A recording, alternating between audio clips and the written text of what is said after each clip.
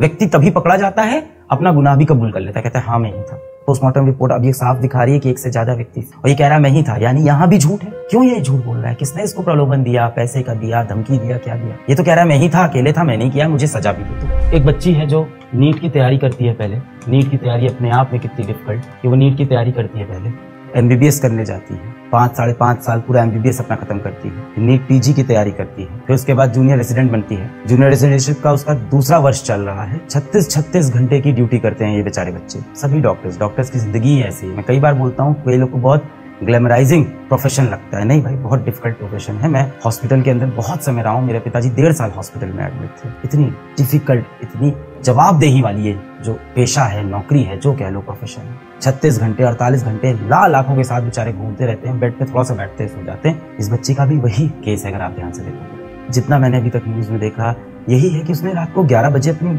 Mummy को call किया कि मम्मी मैं यहाँ बढ़िया हूँ, हॉस्पिटल में ठीक है, 36 घंटे से सोई नहीं हूँ, अभी फिर राउंड पे जा रही हूँ, अपने काम पे जा रही हूँ, आप सो जाओ मम्मी, पापा आप भी सो जाओ, सब सही है। माता पिता भी सोचे कि हाँ ठीक है, हॉस्पिटल में है, दूसरों की जान बचा रही है, नेकी का काम कर रही है मेरी बेटी, सो गई। रात के 2 बजे जाके वो बिटिया खाना खा रही है। बच्चे ही तो हैं ये सब। आज सेकंड ईयर जूनियर रेजिडेंटशिप में है। हम लोग ने जब पढ़ाना शुरू किया था तब से अब देखे तो बहुत छोटे बच्चे हैं हमारे लिए, छोटे बच्चे हैं, छोटे बच्चे। रात के 2 बजे कोई इंसान खाना खा रहा है हॉस्पिटल के अंदर। सोच रहे हैं मतलब अपने हॉस्टल भी नहीं जा पा रहे हैं वो। हम लोग तो बाहर कभी चले जाते हैं, बाहर खा लिया, कहीं कोई कैंटीन में खा रहा है, किसी की तो घर में मम्मी पापा खाना बना के दे रहे हैं भाई, रात के 9 बजे एकदम पूरी तली हुई एकदम प्लेट में। और रात को 2 बजे हॉस्पिटल में खाना खा रहे हैं, किसके बाद अभी फिर राउंड पे जाना है और सोने के लिए वापस अपने हॉस्टल तक नहीं जा पाते ये बच्चे। इतनी टफ ये प्रोफेशन है, इतना खराब डॉक्टर टू पेशेंट रेशियो है हमारे यहाँ, इतना प्रेशर है ऐसे हॉस्पिटल्स में। वो बच्ची सोचती है कि ठीक है राउंड ले रहे हैं, कहाँ लेट जाऊं मैं, यहाँ कहीं छोटा सा एक बेड है, थोड़ी देर के लिए कमर सीधी कर लूं, फिर काम करना है। पास में एक रूम है,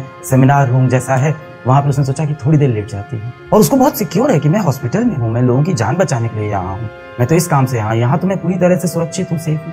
बच्ची रात को 2 बजे सो गई, हम सब सो गए, हम सब गहरी नींद में हैं। और रात को 3 बजे उसके साथ जो दर्दनाक, जो खौफनाक हादसा हो रहा है और हम सब सो रहे हैं, पूरा देश सो रहा है, हर कोई सो रहा है। एक तरफ हम बात करते हैं बेटियों को पढ़ाओ, बेटियों को आगे बढ़ाओ, विमेन एम्पावरमेंट, लड़कियों को नौकरी में होना चाहिए, लड़कियों को डॉक्टर बनना है, इंजीनियर बनना है, बिजनेस टाइकून बनना है। और एक तरफ एक बच्ची इतने स्ट्रगल के बाद 7-8 साल का ये पूरा स्ट्रगल हो जाता है, 11 क्लास से जोड़ो तो ये 10 साल का पूरा स्ट्रगल। इसके बाद वो एक जॉब पे जाती है जहाँ 36 घंटे की नौकरी है, जहाँ आप खाना खाने के लिए घर नहीं जा सकते, जहाँ आपको सोना है तो वहीं आसपास कहीं बिस्तर है, कहीं एक चेयर लगी है, उस पर बैठ के ऐसे सो रहा है बेचारा। उस हालत में उस बच्चे के साथ ऐसा कुछ होता है। इतना बड़ा देश है, ऐसी घटनाएं होती हैं, पूरी तरह से कभी नहीं रुकेगी। प्रैक्टिकल बात यह है क्योंकि इंसान जो है उसके अंदर एक शैतानी दिमाग है, कुछ इंसान दरिंदा होता है। मानता हूं मैं ये प्रैक्टिकल वर्ल्ड है, इसको रुकने में शायद बहुत सदियां लग जाएं और शायद कभी भी ये पूरी तरह से खत्म ना हो। पर इसको कम करने का तरीका है कि जब भी ऐसी घटना हो उसमें तुरंत एक कठोर एक्शन तो लें, हम एक क्लियर मैसेज तो दें कि इस देश में ऐसे रेपिस्ट की कोई जगह है ही नहीं। एक ही सजा है, फांसी, इंस्टेंट, समय नहीं। कहाँ है भाई, पकड़ा मुजरिमों को, पकड़ा और लगा दिया फांसी। बाप कहोगे से जल्दी पता कहाँ चलता है भाई साहब, जब कोई ऐसा मुद्दा आता है ना, जब सरकार के खुद के काम होते हैं, मिनिस्टर्स खुद काम होते हैं, तुरंत फैसले आते हैं, तब तुरंत बिल पास हो जाता है संसद में, तुरंत एक्शन हो जाता है। बाप कहोगे सर एक लड़की के साथ ऐसा हुआ है, ठीक है, बाकी तो सब लोग सेफ हैं। बेटा यही तो एग्जाम्पल सेट करता है। आज इस तरह के माइंडसेट वाले जितने क्रिमिनल होंगे, गंदी दिमाग वाले जो नाली के कीड़े जैसे लोग होते हैं, पार्डन माय लैंग्वेज, पर यही इनके लिए भाषा है। और गंदी गालियां हो तो हो, आज उनको तो लग रहा होगा यार कुछ होता भी नहीं है, सब सेटल हो जाता है।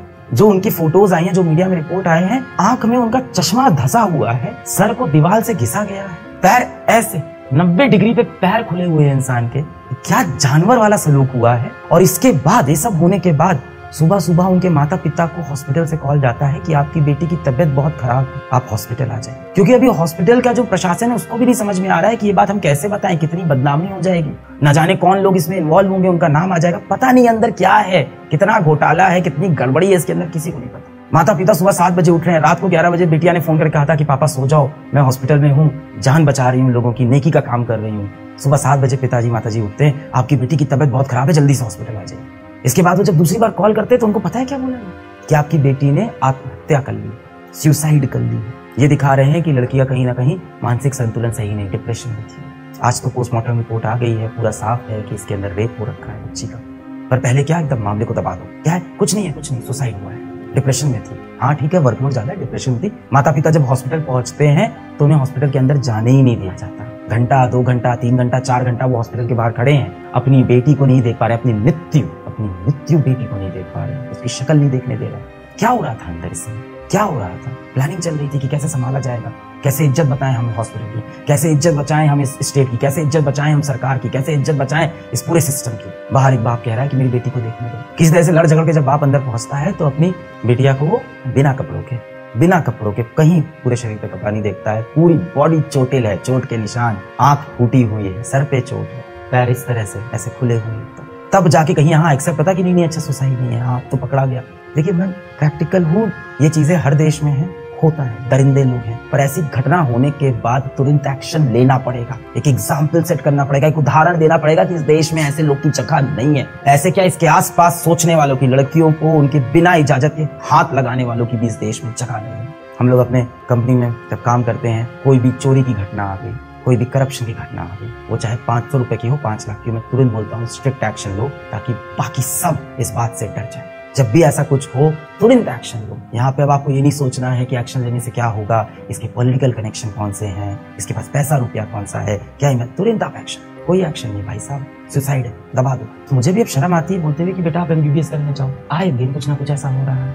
एक तो वहाँ पे वर्क कल्चर ऐसा है, ये प्रेशर में तो है ही डॉक्टर, काम तो ज्यादा है ही।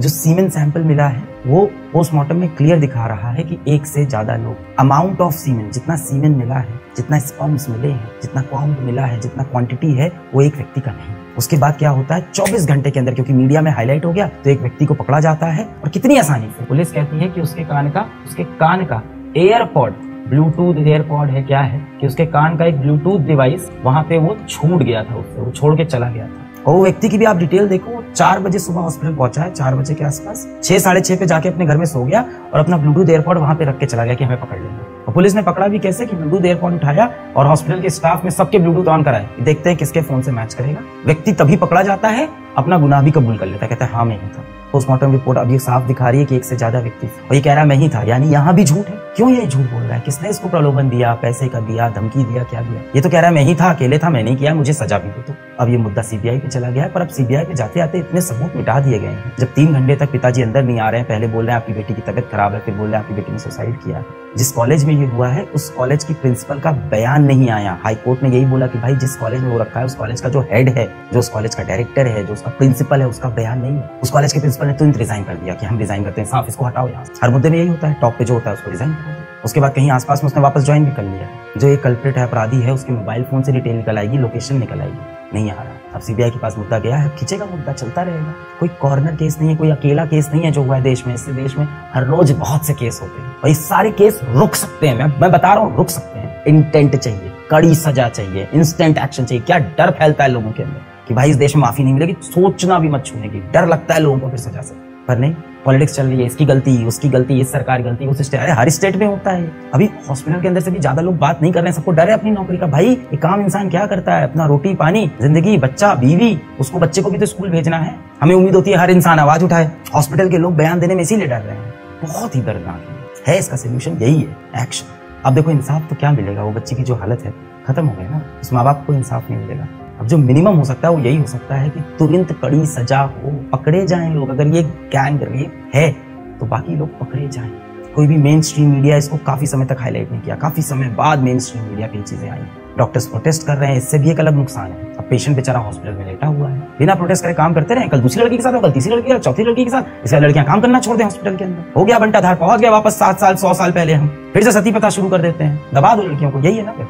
आप सोच के देखो, आपके घर में आपकी बहन होगी, आपकी कोई दोस्त होगी, आपकी बीवी होगी, आपकी बच्ची हो सकती है, आपकी बहनें हो सकती है, दोस्त हो सकते हैं। सोच के देखो, आप रात को सो गए, सुबह उठते सब खत्म जीवन से। रात को 11 बजे उस बहन ने आपको कॉल किया, बोला कि सब सही है भाई, मैं एकदम ठीक हूँ, मैं काम कर रही हूँ, और आप सो गए 12 बजे। सुबह 7 बजे जब आप उठते हो, आप it's over. And it's not like कि एक नेचुरल डेथ है, एक मर्डर है, एक रेप है। वो जो चला होगा पूरा 1.5-2 घंटे पूरा एपिसोड, उसमें क्या वो सफर कर रही होगी, वो पेन वहां से बाहर नहीं पाया। किसी के साथ भी हो सकता है, हम में से किसी के साथ किसी भी दिन में हो सकता है।